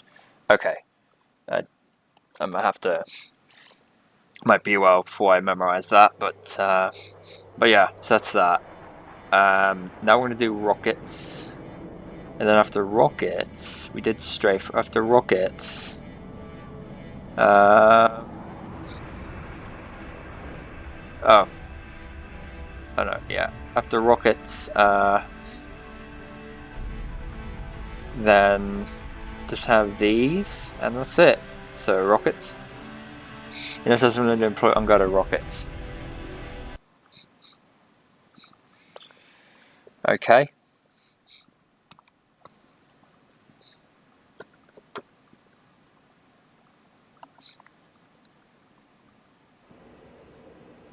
Now that we're getting the hang of unguided bomb delivery, we're going to move on to using unguided rockets. We have two rocket types loaded for this lesson, but they're both delivered in the same manner. Basically point and shoot when within range. We'll keep this lesson in active pause mode as we discuss unguided rockets. Press the spacebar to continue. Okay. Take a look at the weapon status panel in the center of the front dash. You'll see that only the third most outer and inner stations can be loaded with rockets, indicated by the yellow lights. On the black weapon panel to the left of the HUD is a dashed field that indicates the selected weapon type. Currently, no weapon type is selected. Let's select rockets now by entering air-to-ground mode. Press 7. Great. Now we're in air-to-ground mode, and you can see HPC, which indicates rockets, shown in the current weapon field. You can also see green lights on the active weapon station indication. I don't see that In this anywhere. case, the third most outboard station on the right wing. In the lower right portion of the HUD, you are provided the name of the selected rocket type. You can see S8KOM, which indicates the S8KOM. This rocket uses a B8M1 rocket pod with 20 rockets per pod. The rocket is 82 millimeters diameter, has a range of about 2 kilometers, and has a shaped charge warhead, which is good against armor. Press D to select the next rocket type. Oh, I'm not going to remember any of these. Okay, so S8KOM, S8KOM, 20 rockets per pot. Okay. This is the S13OF, which is held 4 to a B13L It's gonna be rocket that. pod. The rocket is larger than the S8, having a diameter of 122 millimeters. It has a blast fragmentation warhead and has a range of about 2 kilometers. High explosive and blast fragmentation warheads are best used against unarmored and lightly armored targets. However, a direct hit on an armored vehicle may destroy it, depending on the size of the warhead. Press the spacebar to continue. Okay, In roger. addition to the S8KOM and the S13OF, The Su-27 can employ two other rocket types. The S-24B is your largest rocket, with a diameter of 600 millimeters and a massive 235 kilogram blast fragmentation warhead. Given its size, the S-24B is not housed in a pod, but rather directly attached to the weapon station. The final rocket is the S-8 OFP-2. Like the KOM version, it's an 82 millimeter rocket with 20 rockets per pod. However, this one is a blast fragmentation warhead. Press the spacebar to unpause the lesson and fly through all the gates ahead. Okay. Let's do it. As we're en route to the target, we can practice your low-level ingress skills. Nearing the target, we'll initiate a pop-up attack.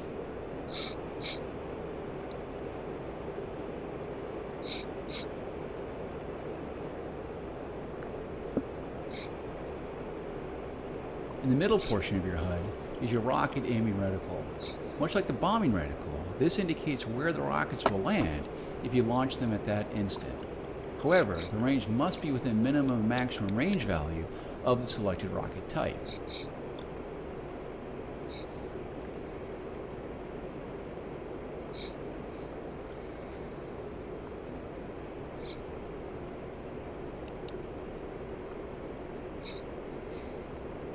Along the left side of the HUD is the rocket launch zone indication. The top bar indicates the maximum range of the rocket, and the bottom bar indicates the minimum safe range. The caret moves vertically along the left side of the HUD to indicate your current range based on where the rocket aiming reticle is placed. When the caret is between the maximum and minimum range bars, the range is valid. Gotcha. So you'd get the launch authorized location thing there. When your selected rocket type is within range, a launch authorization queue will appear on the HUD. The hell? Launch authorization kind of bugged. It's still saying launch authorized when it's not. That's weird.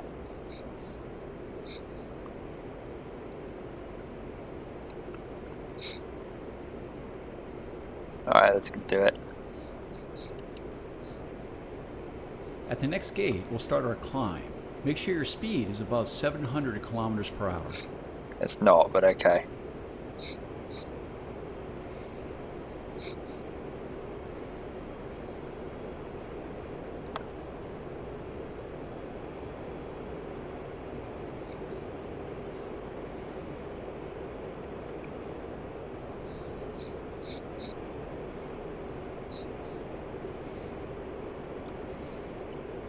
Alright, let's do it. As you pass through the top gate, roll the aircraft inverted and pull the nose down to the target. The target is marked with red smoke. When aligned with the target, roll the wings level while keeping the aiming reticle over the target. Press the spacebar to fire the rockets when you see the LAQ on the HUD.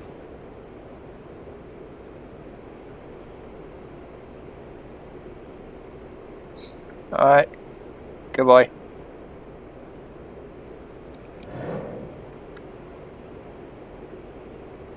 Nice hit on target. You can end the lesson now by pressing the escape key, or you can practice using other rocket types on the targets I just marked with green smoke. Yeah, well that's it. So we did that. I don't know why the launch authorization was bugged. That was weird. Anyways, 3 more guys. We have CCRP mode unguided bombs, CCRP mode unguided bombs, and then dispenser bombing, and then that's it.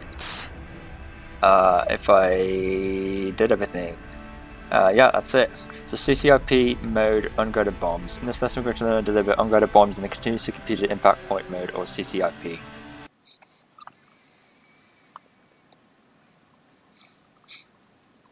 Let's do it. In this lesson, we're going to learn how to deliver unguided bombs in the continuously computed impact point, or CCIP. Unguided bombs of the Su-27 include the Fab 250, Fab 500, RBK cluster bombs, and Beta penetration bombs. In this case, I have 4 Fab 250s and 2 Fab 500s. Each of the Fab bombs has a high explosive warhead, and the number in the name indicates the bomb's weight in kilograms. I currently have the lesson in active pause. The first thing I need you to do is select air to ground mode by pressing 7. Do this now. 7. Note that the HUD has changed to remove most of the navigation information and replaced it with bombing symbology. I'll talk more about this soon. You can switch your weapons by pressing D. Try this now. Okay. When you cycle the weapon, take a look at the weapon status panel in the center of the front dash. It's a black panel with the shape of a wing along the top. There are 2 rows of lights below it. The top row of yellow lights indicates the weapon stations that have weapons attached to them, and the lower row of green lights indicates weapon stations that are loaded with the currently selected weapon type. In the black panel to the left of the HUD, a B symbol is displayed. This indicates that the selected weapon type is a bomb. Oh, You can see the symbol in the lower right corner of the HUD. this. Press the spacebar to continue. I could barely see that. This is what he's talking about here. You see these things here? He says there's a B symbol and a K and all that shit. He's talking about this here. This is the B he's talking about. That there. Yeah. That was hard to see. I was thinking that the equal dynamics did not implement it properly, and they didn't implement it through the panel or whatever. And they didn't have it here. Those are the basics of configuring your settings for bomb release. Now let's learn how to put those bombs on target in CCIP mode. Using what you learned in the navigation lessons, fly through all the gates ahead. Press the spacebar to unpause the lesson. Roger, let's do If it. you're not already, press 7 to enter air to ground mode. 7.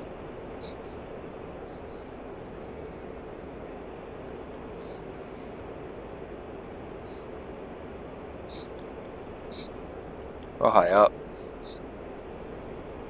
It's like 20,000 feet. Oh, I want to go through the gates. Oh, I'm going through these gates fast. On the HUD, you can see a pipper with a dot in the center. This Roger. is your bombing reticle, and we'll use it to aim your bombs. When you're within valid bomb release parameters, indicated by the launch authorization queue on the HUD, the bombs will impact where the bombing reticle pipper is at time of weapon release. Along the left side of the HUD is the range scale bar and caret that indicates the bomb fall range. In the bottom left corner of the HUD, IP ground is indicated, meaning visual bombing mode is selected. The B in the bottom right corner of the HUD indicates you have bomb selected.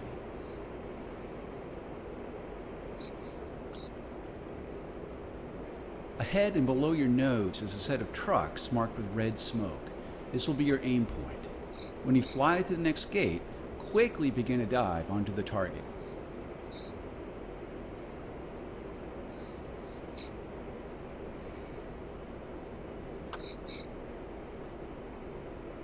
Dive now to an angle of 50 to 60 degrees as indicated on the HUD pitch scale. Maneuver the aircraft to place the bombing reticle pipper over the targets marked with the red smoke. When a line is drawn from the top of the bombing reticle and an LA appears at the bottom of the HUD, release your bombs by pressing the spacebar. Control your airspeed by reducing throttle and pressing B to deploy your Did it. aircraft.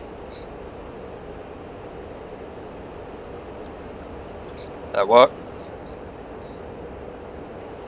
Nice job, you hit the target. Yeah. I've added some additional targets marked with green smoke to practice on. You can continue to practice, or you can end the lesson now by pressing the escape key. I want to get some altitude, slow down a bit. When we going this fast. I want to test something real quick. If I do like a CCRP kind of thing, and then I do a launch authorized, while holding the trigger, does it drop the bombs? So I'm gonna do.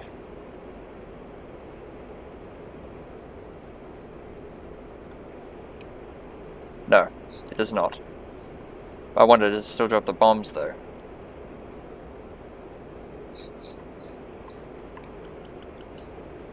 So let's test this here.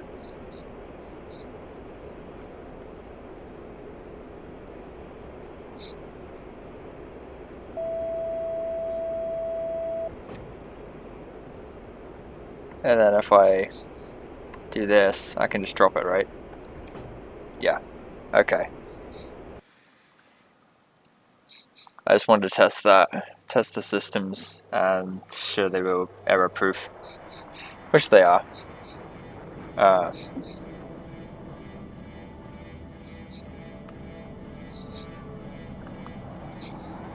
Alright, CCRP mode, unguided bombs. So that's we're going to load unguided bombs to continue completed release point mode or CCRP. Alright, C-27 flanker, let's do it. CCRP bombing. Shit roll to fly. In the previous lesson, we learned how to put bombs on target using CCIP mode. In this lesson, we'll learn how to do it using the continuously computed release point mode, or CCRP. Whereas CCIP mode required us to place the bombing reticle on the target at time of weapon release, CCRP mode will allow us to drop a bomb on target even when the target is no longer in view. As before, fly through all the gates ahead. Okay, this is always hard because you don't know exactly where the bombs are Go ahead going and to enter hit. air-to-ground mode by pressing 7. 7. When in CCRP mode, the bomb release setting options are the same as we reviewed in CCIP mode.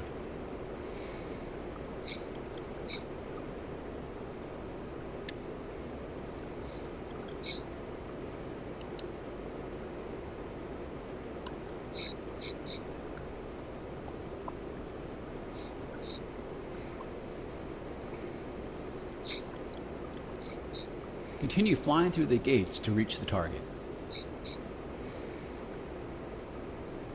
Okay.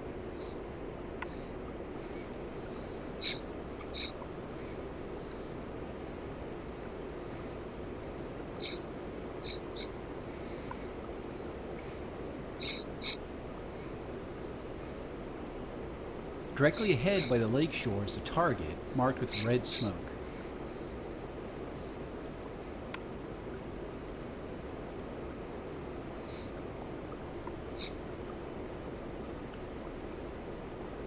Fly to place the pipper in the center of the bombing reticle over the target and press and hold the weapon release trigger or spacebar. When designating for release of multiple bombs at once, it's best to aim slightly ahead of the target such that the stick of bombs straddle the target. As you hold down the weapon release trigger over the target, you'll notice a green diamond over the target. This marks it as a designation point for a CCRP release. I need to get a little bit higher so I can designate As you approach properly. the target, keep flying through the gates, but keep the pipper aligned with the vertical line at the top of the pitch and bank angle indicator in the center of the HUD. Continue holding down their weapon release trigger.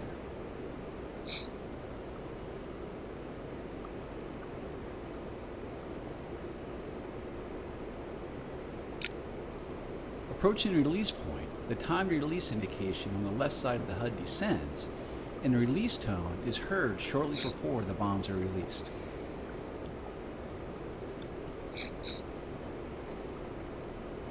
Perfect. Just keep it like that, Ice. Keep it like that. You're perfect.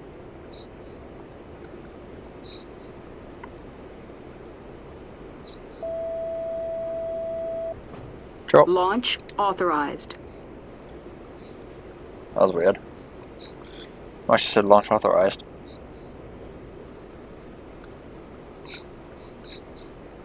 Nice job, you hit the target. Yeah. I've added some additional targets marked with green smoke to practice on. You can continue to practice, or you can end the lesson now by pressing the escape key. Alright. Last one, guys. Dispenser bombing. This is similar to employ the KMG submunitions dispenser. One thing I noticed with the Su-27 and shit like that, at least, you can't, in the MiG-29, well, it's Su-27, you can't, what's it called? You can't, like, you can't switch the interval or pairs or anything like that. In Which addition to sucks. the unguided bombs we used in the previous lessons, We also have a KMGU submunitions dispenser. In this case, we have 4 dispensers loaded with 12 AO 2.5 RT fragmentation bombs apiece. Dispensers are a useful weapon when needed to lay down an elongated path of destruction, great for convoys and runways. Press the spacebar to unpause the lesson. As we ingress to the target, press 7 to activate air-to-ground mode.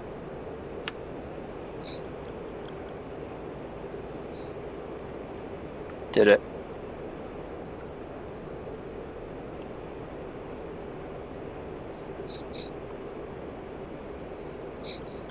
Keep following the gates, but try to keep your Whoa, my speed trim got between fucked. 700 and 750 kilometers per hour. Trim got fucked. I'm not gonna go fast, you know me. Actually, I probably should, just because, you know, just for the tutorial, because I need to make sure that... When you entered air-to-ground mode, you probably noticed the bombing reticle on the HUD.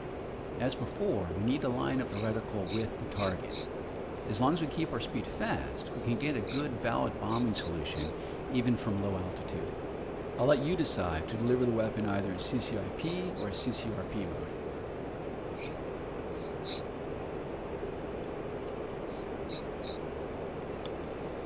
They're going quick. On the road between the next 2 gates is a truck convoy marked with red smoke. This is your target.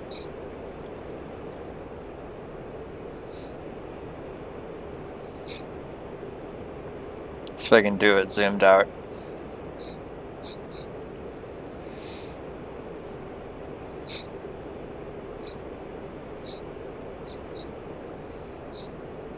Line up with the target and place the bombing pipper slightly before it, because there will be a slight release delay as the canister doors open.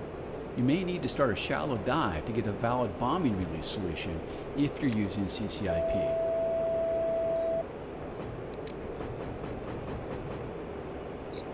Got it.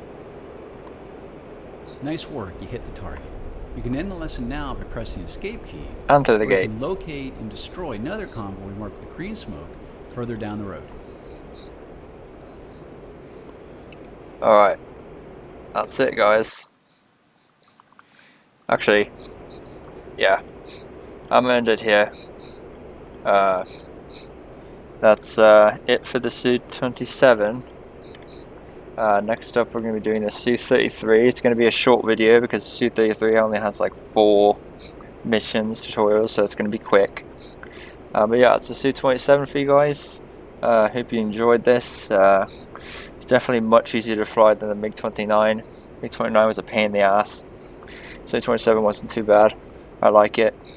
It lived up to its name. Anyways, yeah, that's all for this part, guys. Next up, we're going to do the Su-33, and then after that, after the Su-33, there has, since I've done the F-16 and F-18 tutorials, or the training missions,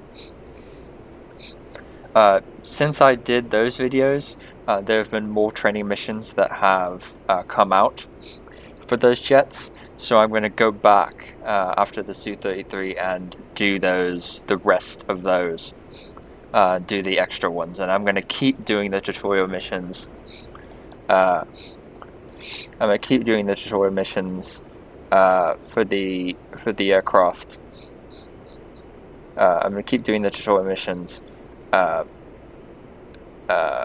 each time they come out, you know, just so that I have it all covered. But yeah. That's all for this part, guys. If you'd like to smash like a button, like a badass, leave a comment. I'll see you guys next time. Farewell.